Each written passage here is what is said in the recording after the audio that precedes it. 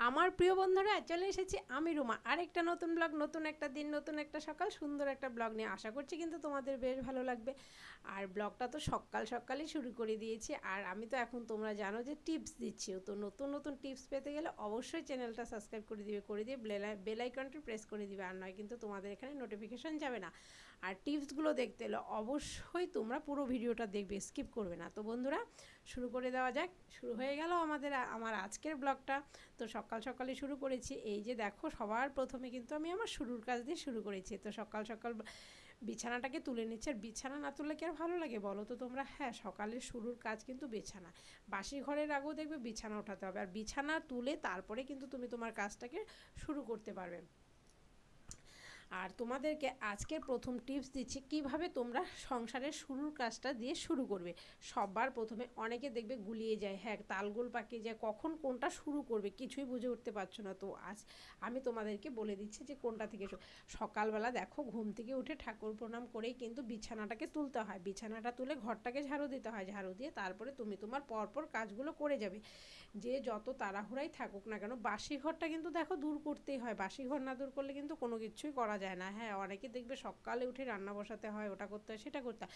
যাই করতে হোক না কেন সংসারের সুখের মঙ্গলের জন্য কিন্তু এই কাজগুলোকে অবশ্যই করতে হবে। তো আমিও ঠিক তাই করি, বাসি ঘরটাকে সবার প্রথমে দূর করি, বিছানাটাকে তুলি, তারপরে দেখবে সংসারটা যেন একদম ঝকঝক করছে, মানে তোমার সব কাজেতেই মন বসবে। আর বিছানা যখন ধরবে এলোমেলো থাকবে, মানে সংসারটা এলোমেলো এলোমেলো কেমন একটা লাগবে। আর দেখো তো কি সুন্দর লাগছে ঘরটা, সবারই এরকম কিন্তু দেখো বিছানাটাকে তুললে তারপরে।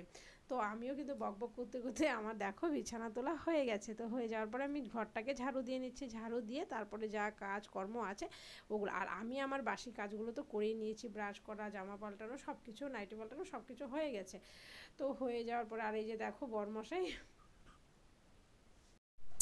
আর তারপর চলে আসলাম আমি রান্নাঘরের কাজগুলো করতে। ওই ঘরে কাজ শেষ, তো এখন আমাকে যথারীতি আমার রান্নাঘরের কাজগুলো শুরু করতে হবে। আর পুপুন খাবে, ছোট্ট বাচ্চা, বর আছে, তো সবার জন্যই বানাচ্ছি, রুটি বানাচ্ছি। পুপুনও খাবে, আমরাও খাবো, শাশুড়ি মাও খাবে, সবাই খাবে।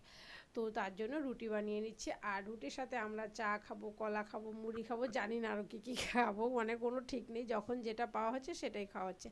আর এদিকে রুটি আমার হয়ে গেছে। তো হয়ে যাওয়ার পরে তো তোমরা জানো যে আমি রুটির পরে আমি কি করি, প্রতিদিন পুপুনের গরম জল দিয়ে ধুয়ে নিচ্ছি রুটিটাকে। রুটিটা গরম জল দিয়ে ধুয়ে নিলে তো ভালো। আজকে 2 নাম্বার টিপস দিচ্ছি কী করে তোমরা বাচ্চাদেরকে রুটি খাওয়াবে। হ্যাঁ, তো অনেকেই রুটি খাওয়াতে গিয়েও দেখবে হিমশিম খেয়ে যাচ্ছে না, কীভাবে খাওয়াবো কী। হ্যাঁ, গরম জল দিয়ে অবশ্যই রুটিটা ধুয়ে নিতে হয়, গরম জল দিয়ে ধুয়ে নিলে রুটিটা ভালো হয়, খেতেও মানে তোমার নরমও হবে, সব দিক থেকে উপকার পাবে। তো হয়ে গেল 2 নম্বর টিপস। তারপরে তো আরও টিপস তো অবশ্যই আছে, তো আমি পরপর বলে যাব, তোমরাও ভিডিওগুলো দেখতে থাকো। তো আমিও পরপর বলে যাচ্ছি। হ্যাঁ, অবশ্যই তোমরা এখন আমার ভিডিওগুলো দেখছো, একটু সাপোর্ট করছো, আমারও ভালো লাগছে। তো টিপসগুলো মনে হয় একটু বেশি ভালো লাগে কিনা জানি না, অবশ্য কমেন্ট করবে, তাহলে কিন্তু আমি একটু উৎসাহ পাবো। তোমরা যদি কমেন্ট না করো তাহলে কিন্তু আমি উৎসাহ পাচ্ছি না। তো দেখতে পাচ্ছ আমার কিন্তু কাজ হয়ে গেছে। তারপরে দুধের কড়াইটাতে আমি একটু জল দিয়ে দিলাম, কেন বলো তো? তাহলে দুধের কড়াইটা একটু লুলে থাকবে, তো কারণ আমার কলতলায় যেতে যেতে অনেকটা দেরি আছে। তারপরে পুপুনকে খাইয়ে দাইয়ে ঘুম পাড়িয়ে দিলাম, ঘুম পাড়িয়ে দিয়ে আমি চলে আসলাম আবারও রান্নাঘরে কাজ করতে। তো পুপুনের জন্য ডাল সিদ্ধ করেছি, আর সবার জন্য ডাল সিদ্ধ করেছি। সবার ডালটাকে সম্বাদ দিয়ে দিচ্ছি, আর পুপুনের ডালটা শুধু সেদ্ধ থাকবে। তো তারপরে আবার মাছও আসবে, আগে আমার জানা ছিল না যে পুপুনের মাছ আসবে। তো সেজন্য আমি কি করেছি বলো, ডিম সিদ্ধ করেছিলাম, আলু সিদ্ধ করেছিলাম, আলু সিদ্ধ বলছি দেখো কি উল্টাপাল্টা, ডাল সিদ্ধ করেছিলাম। তো এখন দেখছি যেহেতু আসছে, আর একটা টিপস হচ্ছে তোমরা কী করে বুঝবে যে ডিমটা সিদ্ধ হয়েছে। ডিমটা দেখবে 3 নাম্বার টিপস, ডিমটা দেখবে ফেটে যায়, হালকা ফাটবে, তো ফাটলে বুঝতে পারবে যে হ্যাঁ তোমাদের ডিমটা সিদ্ধ হয়ে গেছে। তো এটাই হচ্ছে আজকের আমার টিপস।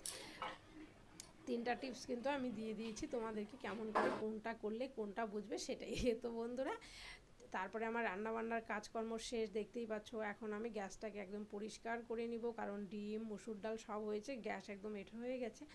আর যেহেতু আমি জল গরম করি পুপুনের জন্য, রাতের ভাত থাকে, সব কিছুই থাকে। আর দুপুরে ভাতটা কিন্তু এখনও হয়নি, কারণ আমি গ্যাসটাকে মুছে ধুয়ে তারপরে ভাতটা করি, ভাতটা ধরতে গেলে নিরামিষই থাকে। তো সেই জন্য আর কি এখন আর আমি করছি না, একদম ধুয়ে মুছে গুছে করব। আর আমারও গ্যাস ধোয়া মোছা হয়ে গেছে। তো এখন আমি গ্যাসটা জ্বালিয়ে আস্তে করে দিয়ে দিচ্ছি, তাহলে কি হবে বলো, আমার ওদিকের কাজটাও হবে, ভাতটাও হবে, আর গ্যাসটাও কোনো রকম নোংরাও হবে না, একদম পরিষ্কার থাকবে। আমি আমার সংসারের কাজগুলোকে এভাবেই প্রতিদিন করে থাকি, আর আমাকে তো রোজ করতেই হয় বলো, আর কাজ না করলে কি আর চলবে বলো বন্ধুরা? তো সবার ক্ষেত্রেই তাই। তো তারপরে চলে আসলাম ঘর দোরগুলোকে মুছতে, তো ওগুলো মোছা গাছা হয়ে গেলে আর ঘর ঝাড়ু দেওয়া বিছানা ওঠাটা তো সকালেই হয়ে গেছে। মোছার কাজটা রাখি আমি একটু পরেই, কেন বলো তো, যেহেতু ছোট বাচ্চা আছে আমারও, আর ঘর মুছতে গেলেও পড়ে যাবে, অনেকটাই রিস্ক থাকে, তো সেই জন্যই আমি পরেই মুছি আর কি। তো ওটাই আর কি বলো। তারপরে ভাবলাম একটু আয়নাটাকে পরিষ্কার করে নিই, আয়নাটা অনেক দিন থেকেই নোংরা নোংরা দেখা যাচ্ছে, আর নোংরা বলতে কি বলো, ছাপ ছাপ থাকে। তো ভাবছি কদিন থেকে ভাবছি মুছবো মুছবো, এই করবো সেই করবো, আর হয়ে ওঠে না আমার, মানে কি বলবো আর বলো, এদিক সেদিক করতে করতে হয়েই উঠছে না। তারপরে চলে আসলাম একদম কলতলার কাজ করতে, আর কলতলায় জামা কাপড়গুলো আগে ভিজিয়ে নিলাম। আর জামা কাপড়গুলো আগে ভেজা থাকলে কি একটু নরম হয়ে থাকে, বেশ একটু ব্রাশ দিয়ে ঘষবো, ঝটপট পরিষ্কার হয়ে যাবে। আর আমার বাসন শুধু কিন্তু আজকে এতটুকুই, আর উপরের কোনো কিছুই বাসন আমি মাজছি না আজকে আর। এই হলো আমার সংসারের কাজকর্ম, সারাদিনের রুটিন। কি করি বলো, সকাল থেকে রাত পর্যন্ত চলতেই থাকে, কোনো রকম টাইম নেই। সত্যি আমার ঘুমের জন্য চোখগুলো যেন কেমন করে। আর আগের দিন কালকে রাত্রে মানে পুপুন এতটা বিরক্ত করেছে, ওর পা চুলকাচ্ছিল, তো ওটার জন্য আমি একটু ডক্টরও দেখাবো। তো দেখা যাক আজকে নাম লেখানো যদি পাওয়া যায় তো হবে। তারপরে ফোন করি, ফোন করার পরে বললো যে না, রবিবারে বন্ধ আছে। তো সেই জন্য আর হলো না, তো সোমবারে দেখাবো ইচ্ছে আছে। তো সেই জন্য আর একটু তাড়াহুড়ো করছিলাম যে না হ্যাঁ দেখি। পরে আমি সব কাজকর্ম গিয়ে বললো ফোন করলাম, তা বললো যে না, উনি রবিবার দিনকে দেখেন। আর আমার খেয়ালও নেই, দেখো আমি ছোট্টোর থেকে পুপনকে দেখাই, অথচ মানে ওরকম মনে হয়নি কোনোদিন আমার রবিবারে পড়েছে বলে, তো সেই জন্য আমার মনেও নেই। তো আর হয়ে ওঠেনি আর কি। 2 বছর হয়ে গেল পুপনের, তো এখন ওকে চেক আপও করাতে হবে। তো দেখছি একটু চুলকাচ্ছেও, ঠিক আছে, পাগুলো চুলকায়, তো একবারে দুটোই করে নিই। চেক আপটা দেখো, চেক আপ তোকে করাতেই হতো, কৃমির ওষুধ খাওয়াবো, 2 বছর পূর্ণ হলো, এখন খাওয়া দাওয়াটা একটু পাল্টাবে, অনেক রকম ব্যাপার থাকে, তো সেগুলো সব শুনে আসবো। এর জন্য তো ভাবলাম ঠিক আছে, চুলকাচ্ছে যেহেতু, তো একটু আগে দেখানোই ভালো, সব কিছু সতর্ক হয়ে থাকা ভালো সব দিক থেকেই। কোনো কিছুকে নিয়ে, কোনো রোগকে নিয়ে হেলাফেলা করা উচিত নয়, তো আমিও সেরকম করিনি। তো ঠিক আছে, হালকা চুলকাচ্ছে। এর আগে কিন্তু আমি পা চুলকাচ্ছিলো বলে আমি মেসেজ করে ওনার থেকে একটা মলম নিয়েছিলাম, তো কমেওছে। তো এখন দেখছি আবার চুলকাচ্ছে, মানে ওর, আমার কি মনে হয় বলো তো, ওর অ্যালার্জি, মানে আমার অ্যালার্জি আছে, তো ওরও হতে পারে, মায়ের থাকে বলতো বাচ্চারও হয়, আমারও খুব অ্যালার্জি, তো ওরও সেটাই হলো মনে হচ্ছে। তো দেখা যাক ডক্টর কি বলেন, এই আর কি বলো। তো ডক্টর যদি, এর আগেও মশা কামড়ানোর জন্য আমি দেখিয়েছিলাম, তো মশা কামড়ালে কি হয় বলো, একদম দাগ হয়ে যাবে পাগুলো। আর পায়ে ওর ডক্টর বলেছে যে ওর মশা কামড়ে অ্যালার্জি, মানে মশাটা যখন ওকে কামড়াবে সেটাকে চুলকে রক্ত না বার করা পর্যন্ত কোনোতে থামবে না, মানে এতটাই চুলকায় ওর। ওটা ওর দোষ নয়, ওটা অ্যালার্জি, তো সেই জন্যে। তো এখন আবার দেখাই, দেখি কি হয়, যেহেতু ওটা ওই বছর দেখিয়েছিলাম, এবারেরটা না, একটা মলমটা ওইবার একটা কাজ হচ্ছে না নাকি ঠিক বুঝতেও পারছি না, তাই আর কি দেখাবো।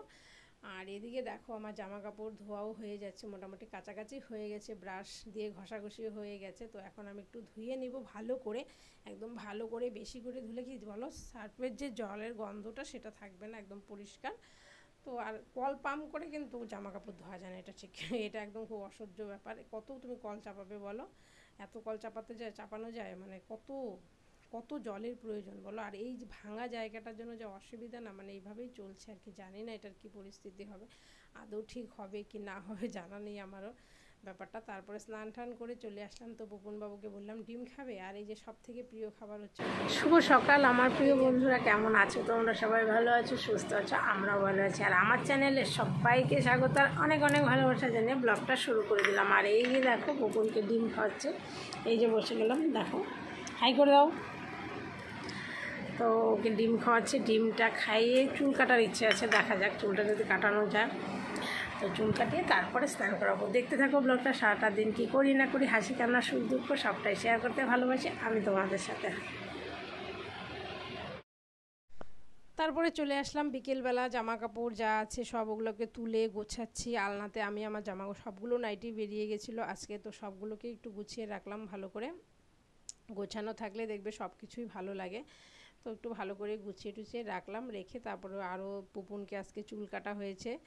তো দেখো এই যে নাড়িয়া বানিয়ে দিয়েছে বকুলকে, কারণ ওর চুলের গোছ প্রচণ্ড গোছ, মানে কি বলবো আর, এই যে ব্যাপার। তো সবগুলো চুলে কেটে দিয়েছি, কেটে দিয়ে একদম পরিষ্কার করা হয়েছে। আর বাড়িতে কাটানো হয়েছে পুপুনকে, ওর কাকুর মেশিন ছিল, সেই মেশিন দিয়ে আমরা দুজনে মিলে ঝরে বেঁধে কেটে দিয়েছি। তারপরে আমি রেজার দিয়ে চেঁচে চেঁচে পরিষ্কার করে দিয়েছি। তো বন্ধুরা ব্লগটা এতটুকুই, সবাই ভালো থেকো, সুস্থ থেকো। আমার ভিডিওটা ভালো লাগলে অবশ্যই লাইক কমেন্ট একটা সাবস্ক্রাইব করুন।